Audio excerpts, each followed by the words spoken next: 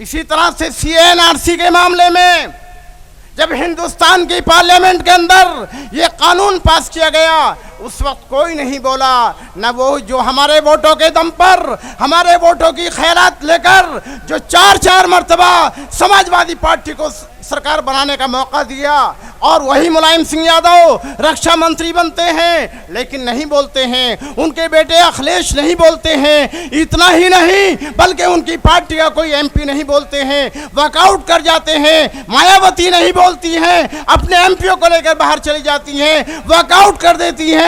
कोई नहीं बोलता है। बोलता कौन है?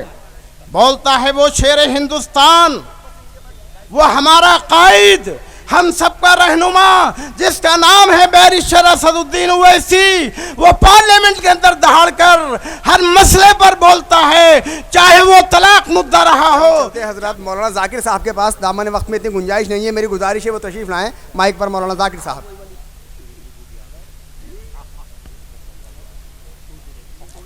सदर मोहतरम और यहाँ पर पार्टी के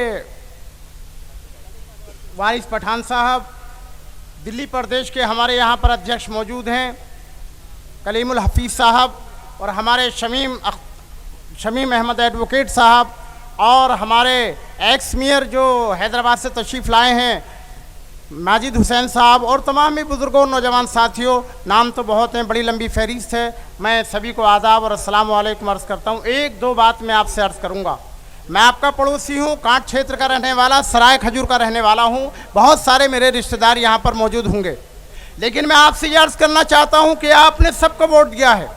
आपने कांग्रेस को वोट दिया, आपने समाजवादी पार्टी को वोट दिया, आपने बहुजन समाज पार्टी को भी वोट दिया, आपने और तमाम पार्टियां बनी और मिट गई उनको भी वोट दिया।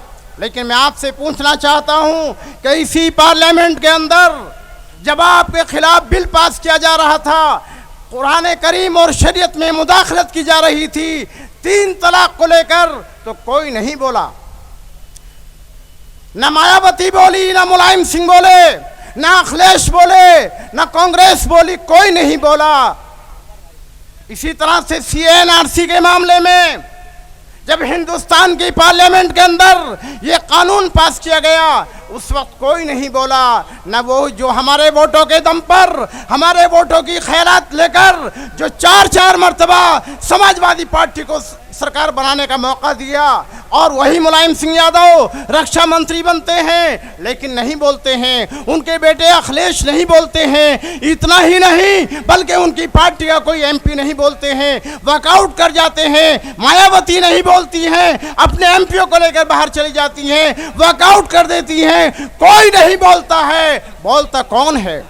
बोलता है वो शेर हिंदुस्तान, वो हमारा कायद, हम सबका रहनुमा, जिसका नाम है बैरिस्टर असदुद्दीन ओवैसी। वो पार्लियामेंट के अंदर दहाड़कर हर मसले पर बोलता है, चाहे वो तलाक मुद्दा रहा हो, चाहे वो CNRC का मुद्दा रहा हो, तमाम मुद्दों पर चीख कर बोलता है। इसलिए तय कर लो, चूँकि बोलने वालों की फहरिस्त बहुत लंबी है, मैं अपनी बात को यहीं पर समेटना चाहता हूँ। तय कर लो कि अब हम किसी को वोट नहीं देंगे।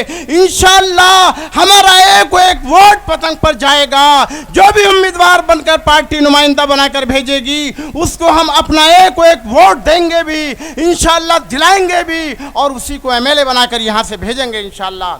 मैं इस शेर के साथ अपनी बात ख़त्म करूँगा, चूँकि ऊपर से दबाव है बड़ी लंबी फहरिस्त से बोलने वालों की, कि इंशाअल्लाह तख्त बदलेगा, ताज बदलेगा, तख्त बदलेगा, ताज बदलेगा, वक्त अपना मिजाज बदलेगा, आएगा इनकलाब ज़माने में, देखना इंशाअल्लाह एक दिन ये राज बदलेगा। खुदा हाफिज़, अस्सलामु अलैकुम।